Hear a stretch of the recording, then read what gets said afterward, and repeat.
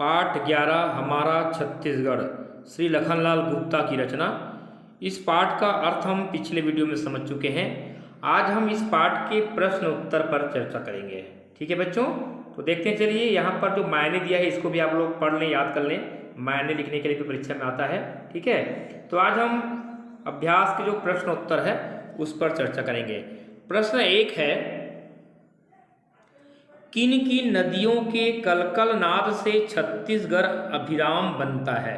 तो अभिराम बनता है मतलब सुंदर बनता है। ठीक है, तो हम कविता में पढ़े हैं, नर्मदा, महानदी, शिवनाथ नदियों के कलकल नाद से छत्तीसगढ़ अभिराम बनता है। इस प्रश्न का उत्तर क्या लिखेंगे हम? नर्मदा, महानदी, शिवनाथ नदियों के कलकल नाद से छत्तीसगढ़ अभिराम बनता है। ठीक है। प्रश्न 2, कविता के संदर्भ में यह राज्य किस प्रकार उन्नति की ओर अग्रसर है। तो ये भी हम पढ़ चुके हैं। इसका उत्तर लिखेंगे, कविता के संदर्भ में यह राज्य सतत विकास पथ पर बढ़ते हुए उन्नति की शिखर पर स्थापित है। यह प्रदेश विश्व में धान का कटोरा नाम से प्रसिद्ध है। मैं दो बार उत्तर बता रहा हूं, आप लोग लिख सकते हैं। तो प्रश्न, कविता के संदर्भ में यह राज्य किस प्रकार उन्नति की ओर अग्रसर है। हमारा राज्य छत्तीसगढ़ किस प्रकार आगे बढ़ रहा है। कविता के संदर्भ में यह राज्य सतत विकास पथ पर बढ़ते हुए उन्नति की शिखर पर स्थापित है। यह प्रदेश विश्व में धान का कटोरा नाम से प्रसिद्ध है। प्रश्न 3 देखिए, कवि का ईश्वर से करबद्ध विनय क्या और क्यों है। कवि ने किस प्रकार से ईश्वर से करबद्ध विनय किया है और क्या विनय किया है। तो इसको उत्तर हम क्या लिखेंगे? कवि का ईश्वर से करबद्ध विनय यह है कि छत्तीसगढ़ अपनी तमाम विशेषताओं के साथ सदैव विकास का रास्ता तय करता रहे। हमारा छत्तीसगढ़ हर दृष्टि से आगे बढ़ता रहे। इस प्रकार से कवि ने ईश्वर से प्रार्थना किया है, विनय किया है। प्रश्न 4 देखिए, हमारा छत्तीसगढ़ किन किन संपदाओं से परिपूर्ण है। तो हमारे छत्तीसगढ़ में कौन कौन से संपदा है, इसका उत्तर आप लिखेंगे, हमारा छत्तीसगढ़ अन्न, धान, दलहन, तिल, खनिज संपदाओं से परिपूर्ण है। ठीक है बच्चों, तो हमारा छत्तीसगढ़ को धान का कटोरा तो कहते ही हैं।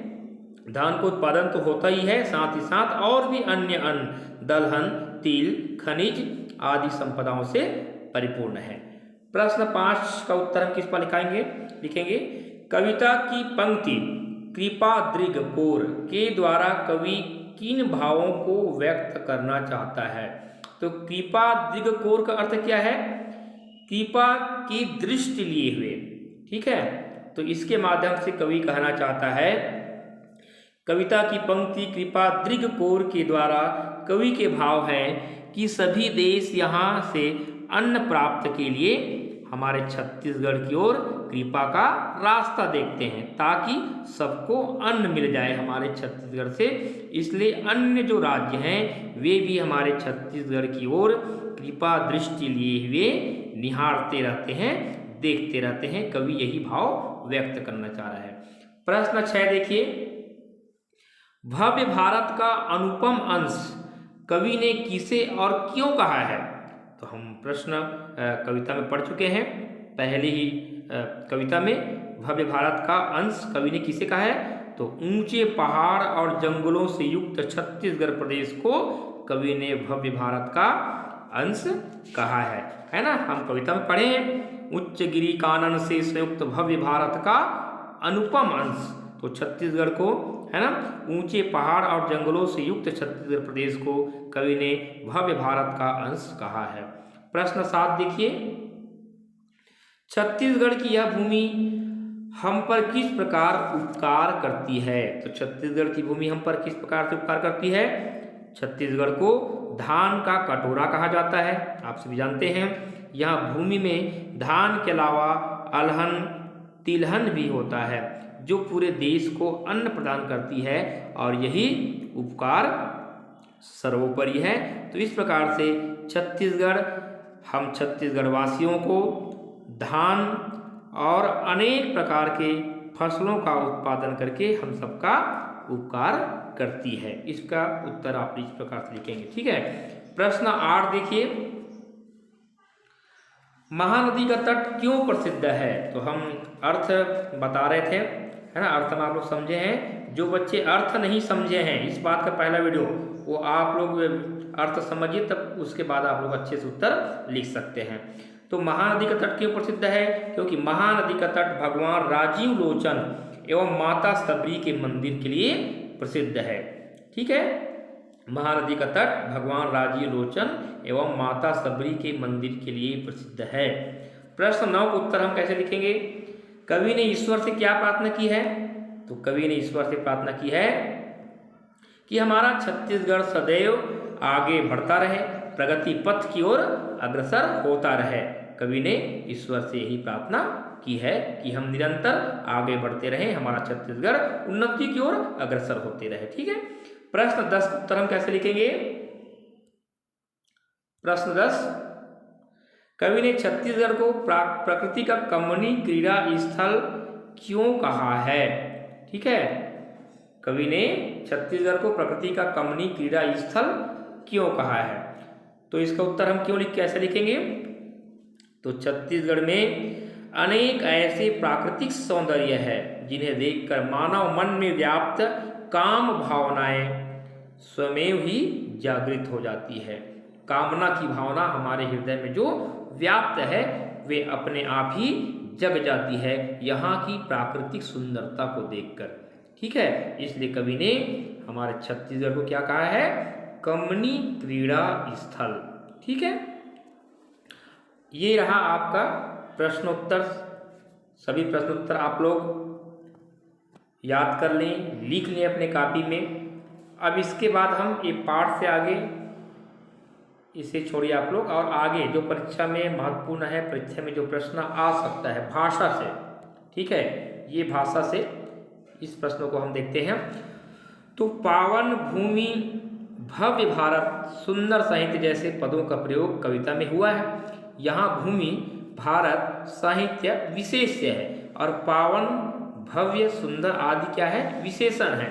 अर्थात वाक्य में जो शब्द संज्ञा या सर्वनाम की विशेषता बताए उसे विशेषण, और जिसकी विशेषता बताई जाए उसे विशेष कहते हैं। पाठ से विशेषण और विशेष्य का चुनाव कर अर्थ सहित लिखे। तो बच्चों, आपको विशेष्य किसे कहते हैं और विशेषण किसे कहते हैं ये आपको पता होना चाहिए। विशेषण किसे कहते हैं? जो शब्द संज्ञा अथवा सर्वनाम की विशेषता बताता है। ठीक है, उसे क्या कहते हैं? विशेषण कहते हैं। जो शब्द संज्ञा अथवा सर्वनाम की विशेषता बताता है उसे विशेषण, और जिसकी विशेषता बताई जाता है उसे विशेष्य कहते हैं। ठीक है, जिसकी विशेषता बताई जाए उसे क्या कहते हैं? विशेष्य कहते हैं। तो पाठ में से और भी शब्द है उसे आपको छांट करके लिखना है। तो ऐसे शब्द हम पाठ में हम देख सकते हैं। कविता में आया है उच्च गिरी। तो गिरी की विशेषता क्या बता रहा है? उच्च गिरी, ऊंचे ऊंचे गिरी। तो गिरी क्या है? विशेष्य है। और गिरी की विशेषता बताने वाला शब्द क्या है? पर उच्च। उच्च को क्या बोलेंगे हम? विशेषण कहेंगे। ठीक है, क्या लिखेंगे हम? उच्च गिरी। आप लोग समझिए। ठीक है, उच्च गिरी, ऐसा आप लोग लिख सकते हैं, उच्च गिरी। दूसरा हम शब्द लिख सकते हैं वीर गर्वित। शब्द आया है वीर गर्वित। तो गर्वित विशेष्य है और गर्वित की विशेषता कैसा गर्वित बता रहा है? वीर। वीर क्या है? विशेषण है। कृपा दीर्घ कोर, ये भी उस प्रकार के शब्द हैं। तो कोर में कृपा दीर्घ विशेषण लगा है, कोर क्या है? विशेष्य है। तो ऐसे शब्द आप लोग छांट करके लिख सकते हैं। ठीक है, प्रश्न 2 देखिए। प्रश्न 2 में क्या है?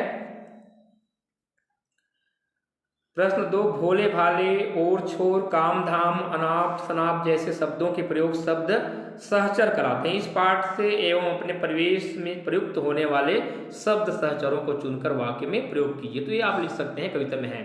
ठीक है, सहचर शब्द भोले भाले, ओर छोर, काम धाम, इस प्रकार शब्द आपको लिखना है। प्रश्न 3 देखिए, कविता में कमनी, प्रश्न 3, कविता में कमनी शब्द का प्रयोग हुआ है जो कामिनी शब्द में ईय प्रत्यय के योग से बना है। वे शब्दांश जो शब्द के अंत में जुड़कर शब्द के अर्थ में परिवर्तन अथवा विशेषता उत्पन्न करे उसे हम क्या कहते हैं? प्रत्यय कहते हैं। आप दिए गए शब्दों में ई प्रत्यय का प्रयोग कर लिखिए। तो पठन में अगर हम ई प्रत्यय लगाते हैं तो क्या हो जाएगा? पठनी हो जाएगा। दर्शन में ई शब्द लगाते हैं क्या हो जाएगा? दर्शनी। भारत में अगर हम ई प्रत्यय लगाते हैं तो भारती। गमन में ई प्रत्यय लगाते हैं तो गमनी हो जाएगा। ये श्रवणीय और ये वर्णनीय हो जाएगा। ठीक है, ये भी आसान है, आप लिख सकते हैं। इस कविता में से प्रश्न 4 देखिए, अनुप्रास अलंकार के 2 उदाहरण लिखिए।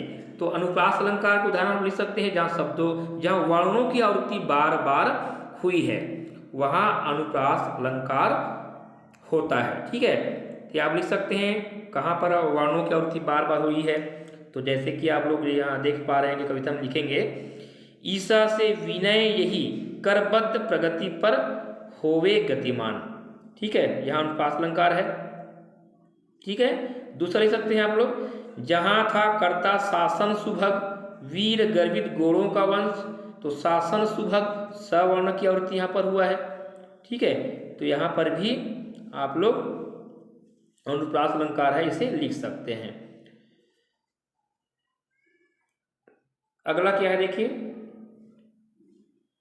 प्यारा न्यारा दुलारा, इन शब्दों की सहायता से 4 पंक्तियों की कविता की रचना कीजिए। तो कविता की रचना कीजिए, हम सबको कविता लिखने आना चाहिए, इसके लिए आप लोग प्रयास कीजिए। ठीक है, और ये योग्यता विस्तार भी आप लोग पढ़ लिखिए। यहाँ से जो महत्वपूर्ण प्रश्न है उससे बताते हैं, चले देखते हैं। तो महत्वपूर्ण प्रश्न क्या है इसमें? प्रश्न 5। ठीक है, प्रश्न 5 परीक्षा में आ भी सकता है, तो इसे विशेष करके आप लोग तैयार करेंगे। शिवरी नारायण रतनपुर और राजिम के संबंध में जानकारी एकत्र कर संक्षिप्त टिप्पणी लिखिए। तो शिवरी नारायण के बारे में हम अभी पढ़ रहे थे, बता भी रहा था आप लोगों को मैं। शिवरी नारायण क्यों प्रसिद्ध है? तो शिवरी नारायण में माता सबरी की मंदिर है, आप जानते हैं। इसके अलावा यहाँ अनेक और भी मंदिर है। यहाँ भगवान राम वन गमन के समय माता सबरी के जूठे बेर खाने उनके आश्रम में पहुँचे थे, ये आप लिखेंगे। प्रतिवर्ष यहाँ माघ पूर्णिमा को मेला लगता है, जिसे देखने देश के कोने कोने से भक्तगण उपस्थित होते हैं। इस क्षेत्र का, इस स्थान का बहुत ही पौराणिक महत्व भी है। भगवान राम के पावन चरण से पवित्र इस क्षेत्र का धार्मिक महत्व बहुत ही प्रसिद्ध है। ऐसे आप शिवरी नारायण के बारे में अपने शब्दों में लिख सकते हैं। ठीक है, अगला है रतनपुर के बारे में। रतनपुर, तो रतनपुर जहाँ महामाया देवी की मंदिर है, ये भी प्रसिद्ध है। इसके बारे में आप लोग लिख सकते हैं। यह बिलासपुर से 25 किलोमीटर दूरी पर स्थापित रतनपुर का ऐतिहासिक महत्व है, आप लोग जानते हैं। यहाँ के राजा द्वारा निर्मित महलों के अवशेष अब भी सुरक्षित है, जो पुरातात्विक धरोहर के रूप में रखा गया है। और ऐसी मान्यता है कि यहाँ के राजा प्रतिदिन प्रातःकाल देवी दर्शन के लिए आते थे। मंदिर में लगे सरोवर में स्नान से छूत की बीमारी दूर होने की भी मान्यता है। तो ये रतनपुर भी बहुत प्रसिद्ध है। अगला हम लिख सकते हैं राजिम के बारे में। तो राजिम में भगवान राजी लोचन की मंदिर है, ये भी आप लोग जानते हैं। 9वीं शताब्दी में इस मंदिर का निर्माण हुआ, ऐतिहासिक महत्व इसका भी है। माघ पूर्णिमा को यहाँ भी प्रतिवर्ष मेला लगता है, जो लगातार 15 दिनों तक चलता है। ठीक है, तो यह जो राजिम है 3 नदियों के संगम पर यहाँ स्थापित भगवान कुलेश्वर नाथ का प्राकृतिक एवं धार्मिक महत्व का मंदिर है, जो श्रद्धालुओं को अपनी ओर आकर्षित करता है। ऐसे अपने शब्दों में लिख सकते हैं। तो ये इस पाठ के प्रश्नोत्तर और सभी अभ्यास पूर्ण होता है। आप लोग कॉपी में लिखिए और याद भी कीजिए। धन्यवाद।